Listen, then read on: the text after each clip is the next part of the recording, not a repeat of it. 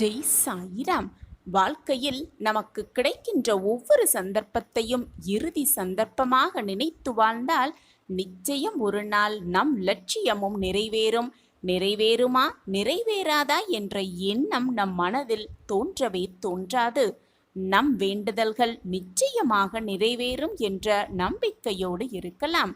சாயப்பா இருக்க நமக்கு ஏன் மனக்கவலை? ஜெய் சாயிராம். ஜெய் ஜெய் சாயிராம். நம்ம சாயன்பர்கள் எல்லாரும் எப்படி இருக்கீங்க? எல்லாரும் நல்லா இருப்போம். ஓம் சாயிராம். நம்ம வேண்டுதல்கள் இறைவன்கிட்ட வைத்த நம்ம வேண்டுதல்கள் நிறைவேறுமா நிறைவேறாதா அப்படின்னு குழப்பத்தோட, நம்பிக்கை இல்லா தன்மையோட, எதிர்காலத்தை பற்றிய பயத்தோடு நம்ம இருந்தோம்னா நிச்சயமாக நமக்கானது, நம் வேண்டுதல்கள், நம் பிரார்த்தனைகள் நிறைவேறவே ஏறாது.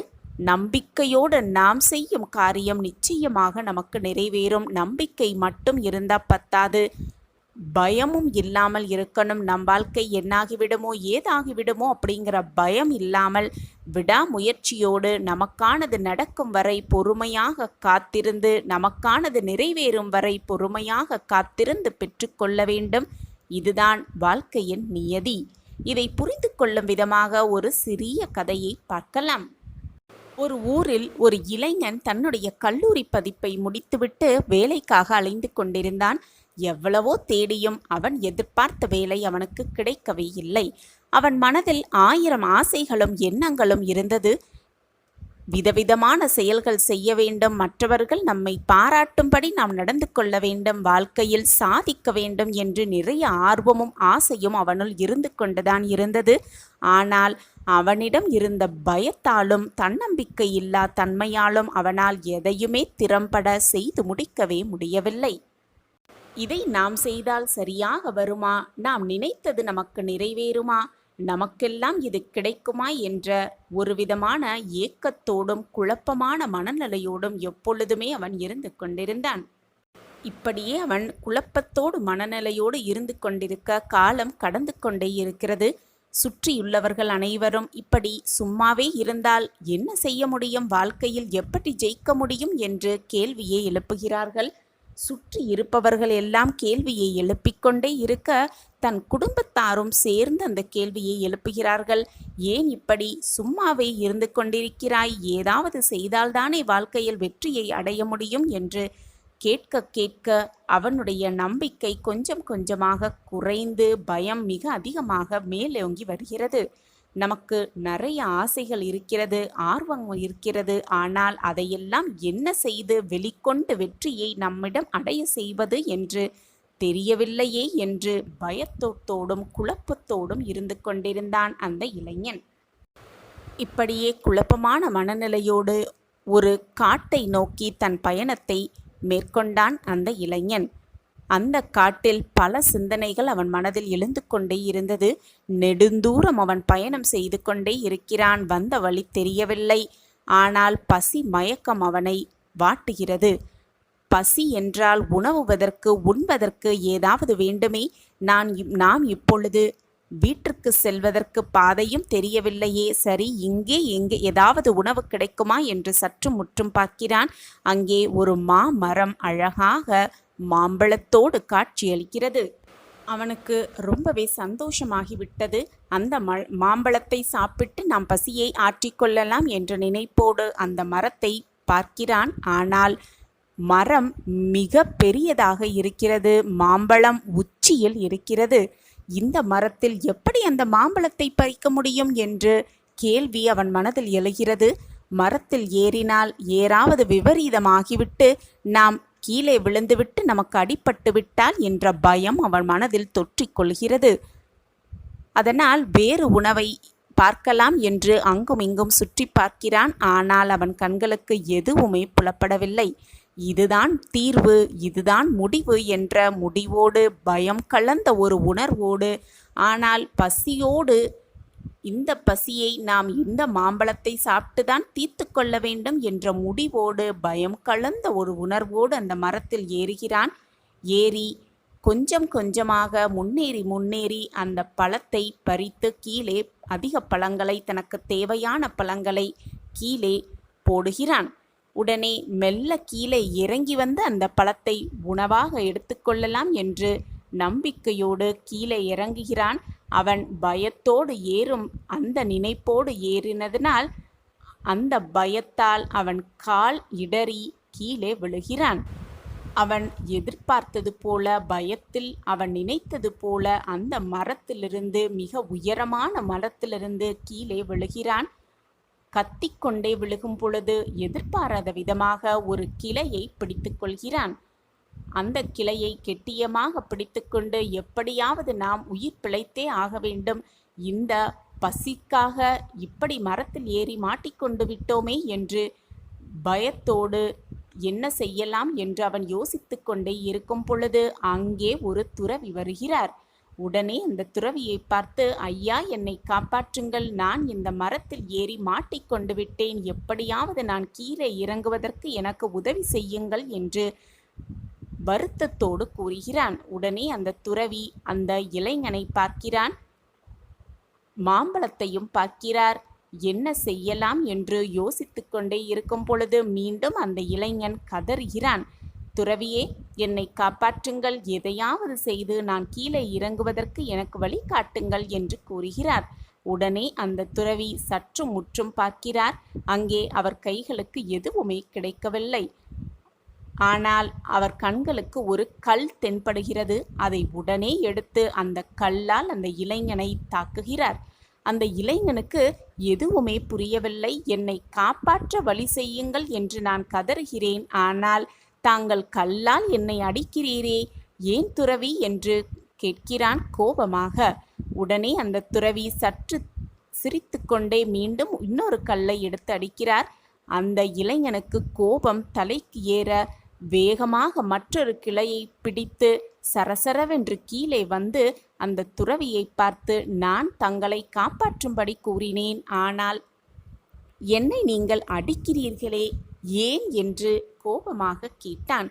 உடனே அந்த துறவி, நான் உன்னை பார்க்கும் பொழுது பயத்தால் நீ நடுங்கிக் கொண்டிருந்தாய், உன் மூளை என்ன செய்ய வேண்டும் என்ற எண்ணத்தை இல்லாமல் இருந்தது, பயம் மட்டுமே உன் மூளையை ஆக்கிரமித்து கொண்டிருந்தது. ஆனால் நான் கல்லை விட்டு எறிந்த அடுத்த நொடியே உன் பயமெல்லாம் போய் அது கோபமாக மாறியது. எப்படியாவது கீழே இறங்கி வந்து என்னை திட்ட வேண்டும் என்ற எண்ணம்தான் உன் மனதில் அதிகமாக இருந்தது. நான் எண்ணியபடியே நீயும் கீழே இறங்கிவிட்டாய். இதோ பார், இப்பொழுது நீயே உன்னை காப்பாற்றி கொண்டு விட்டாயே. நீ கீழே இறங்கிவிட்டாய், ஆனால் நான் உனக்கு எந்த உதவியும் செய்யவில்லை, என்னை மன்னித்துவிடு என்று கூறினாராம் அந்த துறவி. அப்பொழுதுதான் அந்த இளைஞனுக்கு புரிந்தது, உண்மைதான், நாம் ஆசைப்பட்டு நாம் அதை சாப்பிடுவதற்காக மேலே ஏறினோம். ஆனால் நமக்குள் இருந்த அந்த பயமும் தயக்கமும் தான் நம்மை கீழே விழ வைத்தது. ஆனால் மீண்டும் அதே பயத்தோடு நாம் கதறிக்கொண்டிருந்தோம். எப்படி மீள்வது என்று தெரியாமல் இப்பொழுது நமக்கான பயமும் தயக்கமுமே நம்மை மாற்றிவிட்டு முழுமையான நம்பிக்கையோடு கீழே இறங்கி வந்துவிட்டோம். நன்றாக புரிந்துவிட்டது என்று அந்த இளைஞன் அந்த துறவியை பார்த்து கூறினாராம்.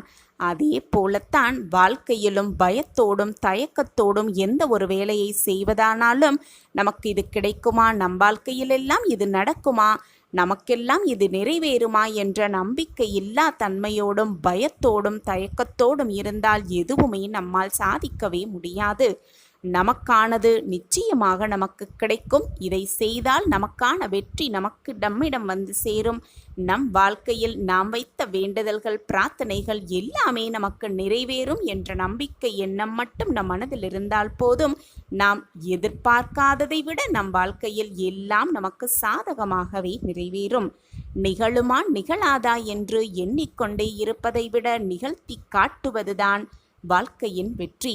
நிறைவேறுமா நிறைவேறாதா என்று கேள்வியோடு இறைவனை எதிர்கொள்வதை விட நிறைவேற்றுவதற்கான அத்தனை வழிகளையும் செயல்படுத்துவதே அந்த இறைவனுக்கே நாம் கொடுக்கும் வெற்றி. அப்படி அந்த இறைவனுக்கு வெற்றியை நாம் கொடுத்தால் நமக்கான வெற்றி, நமக்கான அதிசயத்தை அந்த இறைவனே நமக்கு பரிசளிப்பார், நிச்சயமாக அளிப்பார்.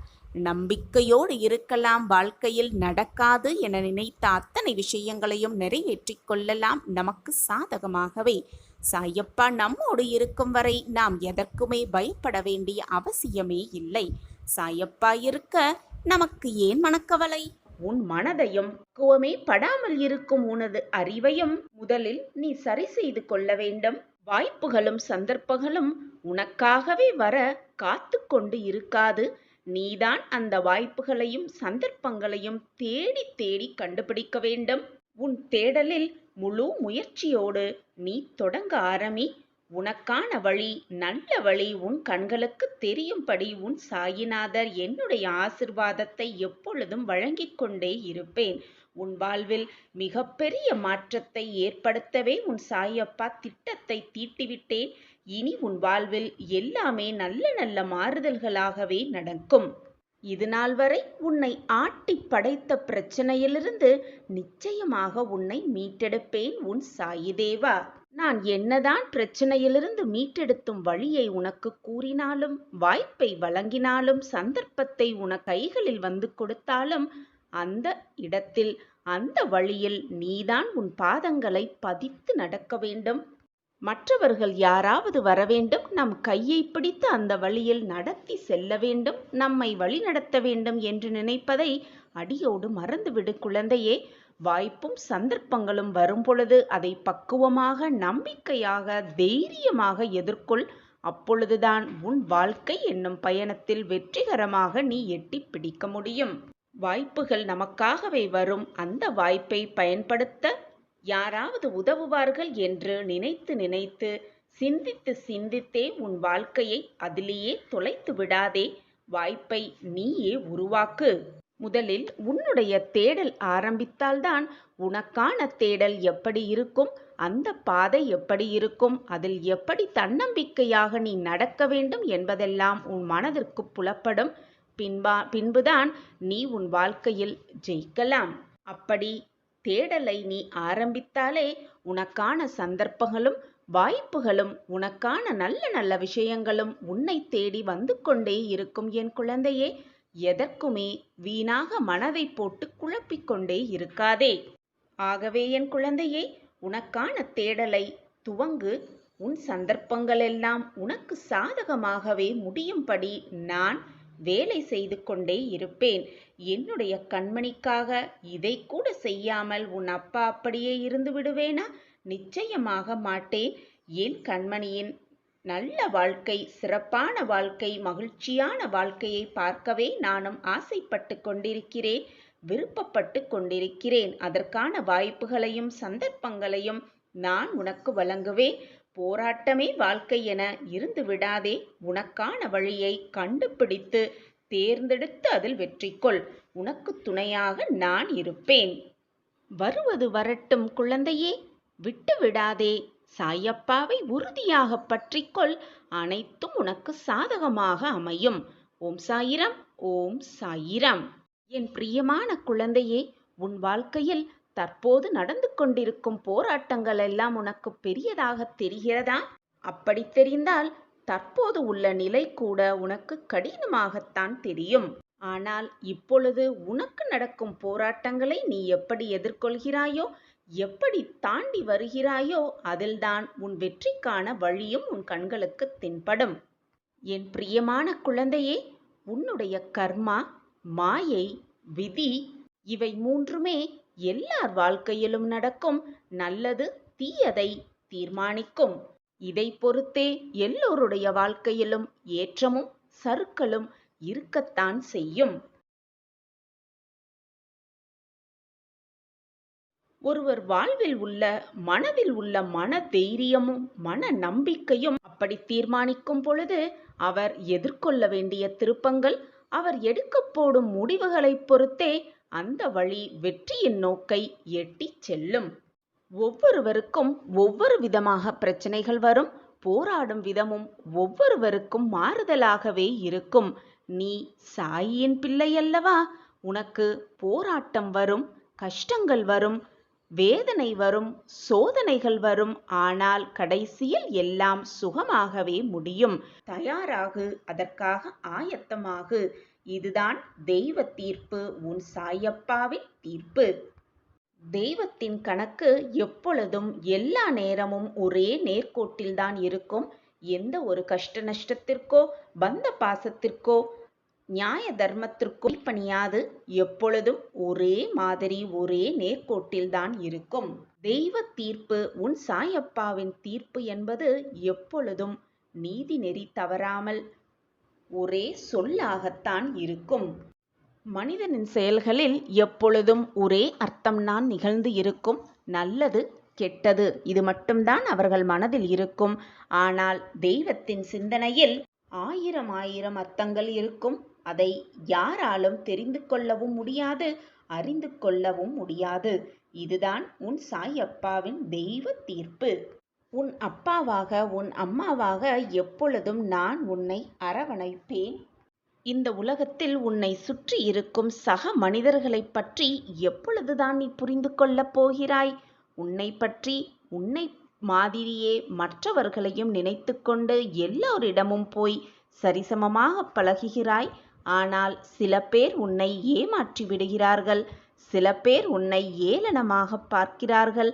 சில பேர் அனுபவிப்பதை அனுபவித்து கொண்டு ஒதுங்கி விடுகிறார்கள். உன்னைப் போல் மற்றவர்களையும் சரிசமமாக நினைத்து விடாதே. உன்னைப் போல் அனைவரும் நல்லவர்களாகவே இருக்க வேண்டும் என்ற விதிவிலக்கு அல்ல. குழந்தையே, ஏன் எல்லோரிடத்திலும் தேவையற்ற பாசத்தை வைத்து அவர்கள் உன்னை வெறுக்கின்ற நிலைமைக்கு நீயே போகிறாய்? அது மட்டுமில்லாமல் சில விஷயத்தை பெரிதாக நினைத்து கொண்டு உன் மனதை நீயே குழப்பிக் கொண்டிருக்கிறாய். வேண்டாத சிந்தனைகளையெல்லாம் உன் மனதில் ஓடவிட்டு உன் வாழ்க்கையை நீயே கஷ்டப்படுத்தி கொண்டிருக்கிறாய்.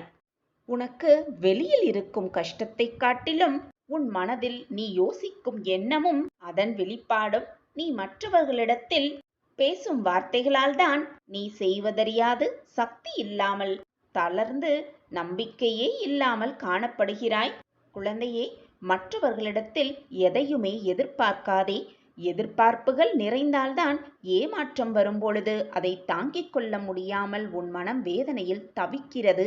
அதை பார்த்து என்னாலும் தாங்கிக் கொள்ள முடியவில்லை, என் பிரியமான கண்மணி வருந்தும் பொழுது நான் எப்படி நிம்மதியாக இருப்பேன்? குழந்தையே, நீ சாதிக்கவே பிறந்தவர். எப்பொழுதுமே துணிந்து நில். எதையுமே எதிர்த்து நின்று பழகு. உயிரே போகும் நிலை வந்தாலும் வாழ்வே போய்விடும் நிலை வந்தாலும் தைரியத்தை மட்டும் இழந்து விடாதே. என்மேல் இருக்கும் நம்பிக்கையை மட்டும் விட்டு விடாதே. தொடக்கம் முதல் கடைசி வரை கிடைக்கும் ஒரே அன்பு அது தாய் தந்தையின் அன்புதான். அந்த தாய் தந்தை அன்பை மறந்து விடாதே. எப்பொழுதும், எல்லா நாளும், எந்த நொடியும். அது மட்டும் அல்லாமல் யாருக்காகவும் உன் தாய் தந்தையரை விட்டு விடாதே. ஏதோ ஒன்றின் மீது வைக்கப்பட்ட முழுமையான நம்பிக்கை உடைக்கப்படும் தான் இனி வாழ்க்கையில் எதுவுமே தேவையில்லை என்ற முடிவுக்கு வந்து விடுகிறது மனிதனின் மனம். குழந்தையே, ஒன்றை நன்றாக புரிந்து கொள். எப்பொழுதுமே நிராகரிப்புகள்தான் நம்மை உயர்வான மிக உயர்வான இடத்திற்கு அழைத்து செல்லும் என்பதை புரிந்து கொள். எனவே யார் உன்னை வெறுத்து ஒதுக்கினாலும் கவலைப்படவே படாதே. உன்னை தூக்கிவிட நான் இருக்கிறேன் என்பதை ஒருபோதும் மறந்து விடாதீர்கள். பிரியமே, உன்னுடைய பிரச்சனை முற்றுகிறது என்றால், மிகப்பெரிய பிரச்சனையாக வலுவிழுத்து கொண்டிருக்கிறது என்றால், உன்னுடைய பிரச்சனை முடிவுக்கு வரப்போகிறது என்றுதான் அர்த்தம். நடப்பது அனைத்தும் நன்மைக்கேதான். அதை எப்பொழுதும் மறந்து விடாதே. எப்பொழுதும் எல்லாரிடத்திலும் எல்லோர்பாலும் உரிமையை எடுத்துக்கொண்டு பின் அவர்கள் உன்னை உதாசீனப்படுத்தினால் மனம் வெறும்பி கலங்காதே. சில சமயங்களில் அவர்களிடமிருந்து கொஞ்சம் விலகி இருக்கவும் கற்றுக்கொள். அதுவே உன் மனதிற்கும் வாழ்க்கைக்கும் மிகவும் நல்லது. காரணமே இல்லாமல் இன்று என்னுடைய தாமரை முகம் உன் கண்ணில் பட்டிருக்காது.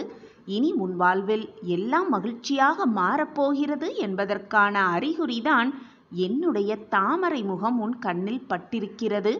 இனி உன் வாழ்வில் நடக்கப் போவது அனைத்தையும் நீயே பார்த்து ஆச்சரியத்தில் திளைக்கப் போகிறாய்.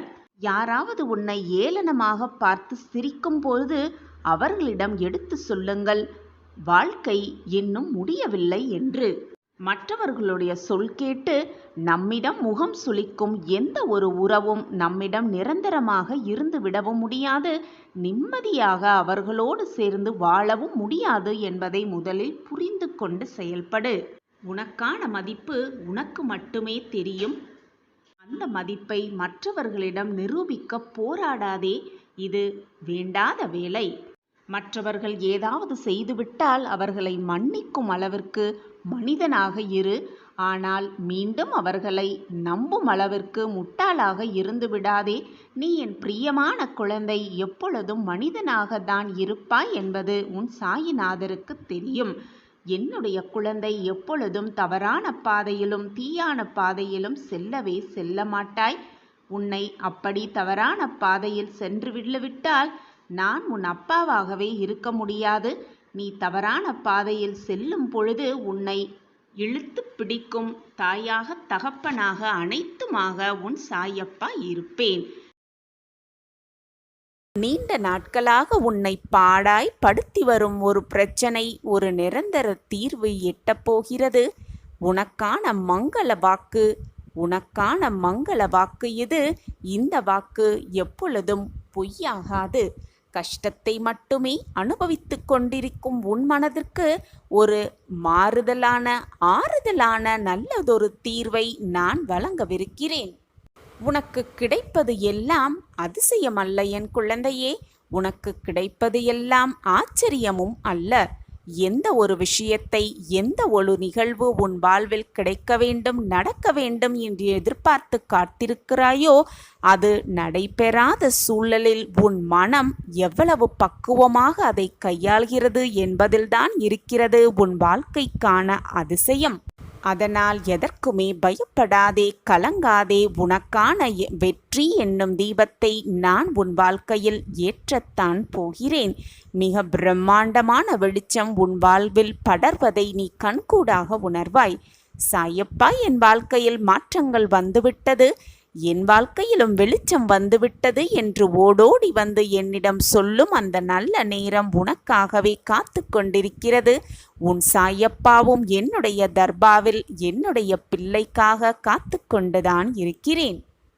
நீ சந்தோஷமாக எல்லா செல்வ வளங்களையும் பெற்று மன நிம்மதியான, நிறைவான வாழ்க்கையை பெறுவாய். நான் அதை உனக்கு கொடுத்தே தீருவேன். நீ என்னுடைய பொக்கிஷம். நான் உனக்கு செய்யாமல் வேறு யாருக்கு செய்ய போகிறேன்? வாழ்நாளில் அச்சம் என்ற ஒன்றை தடுத்து விட வேண்டும். அச்சமும் பயமும் ஒருவனுக்கு இருந்தால் அது வாழ்க்கையின் முன்னேற்றத்தையே தடை செய்துவிடும். எனவே எதை நினைத்தும் அச்சப்படாதே, பயப்படாதே. எது வந்தாலும் எதிர்த்து நின்று போராடலாம் என்ற தன்னம்பிக்கையை உன் மனதில் வளர்த்துக்கொள். உனக்கு துணையாக உன் சாயப்பா எப்பொழுதும் உன்னுடன் தானே இருந்து கொண்டிருக்கிறேன். நீ செல்லும் பாதை இருளாக இருந்தால் பயமாக இருக்கிறதே என்று புலம்பிக் கொண்டே இருக்காமல், அப்படியே இல்லாமல் அங்கே ஒரு வெளிச்சத்தை உருவாக்க வேண்டும், ஒரு விளக்கை ஏற்ற வேண்டும். அதுவும் முடியவில்லை என்றால் வெளிச்சத்தை நோக்கி உன்னுடைய பயணத்தை முன்னேறிக்கொண்டே இருக்க வேண்டும். அதை விட்டுவிட்டு பயமாக இருக்கிறதே என்று நீ உட்கார்ந்து விட்டால் அந்த பாதையை யார்தான் கடப்பார்கள்? எப்பொழுதுமே தைரியமாக செயல்பட்டால்தான் வாழ்க்கையில் வெற்றி கிடைக்கும் என் பிள்ளையே. ஒரு விஷயத்தை நன்றாக புரிய வைத்துக்கொள். ஒன்றை நீ யோசிக்க வேண்டுமென்றால் அதற்கான மதிப்பு இருக்க வேண்டும், அதற்கான சாத்தியக்கூறுகள் இருக்க வேண்டும். தேவையே இல்லாத விஷயத்தை மனதில் போட்டு யோசித்து கொண்டே இருந்தால் யாருக்கு தான் என்ன பலனாகிவிடப் போகிறது? நம்மளுடைய நிம்மதியை நாமே இழந்துவிடக்கூடாது. நல்லதை செய்பவன் உன்னுடைய எதிரியாகவே இருந்தாலும் அவனிடம் சேர மறுக்காதே. அவனிடம் கண்மை மூடிக்கொண்டு சேர்ந்துவிடு. ஆனால் கெடுதல் செய்பவன் உன்னுடைய நண்பனாகவே, உன்னுடைய உற்றார் உறவினராகவே இருந்தாலும் கூட அவர்களை எதிர்த்து நின்று போராடு. அப்பொழுதுதான் உன் வாழ்க்கையில் நீ மிகப்பெரிய வெற்றியை சர்வ நிச்சயமாக அடைவாய். எது வந்தாலும் தைரியமாக எதிர்த்து நின்று போராடு. எதற்கெடுத்தாலும் பயந்து கொண்டே இருக்காதே. தைரியமாக இரு. உன்னப்பா உன்னோடு தான் இருந்து கொண்டிருக்கிறேன் என்பதை எந்த நொடியும் மறந்து விடாதே என் பிள்ளையே. நான் என்னுடைய வாயிற்படியில் நின்று கொண்டு உன்னை வரவேற்க காத்து கொண்டுதான் இருக்கிறேன். நம்பிக்கையோடு இரு. உனக்காக உன் அப்பா எப்பொழுதும் உன்னுடன் தான் இருந்து கொண்டிருக்கிறேன். ஏதாவது ஒரு ரூபத்தில் உனக்கு நான் காட்சியளிப்பேன். என்னை கவனிக்காமல், மன போராட்டத்தால் கவனிக்காமல் சென்று விடாதே.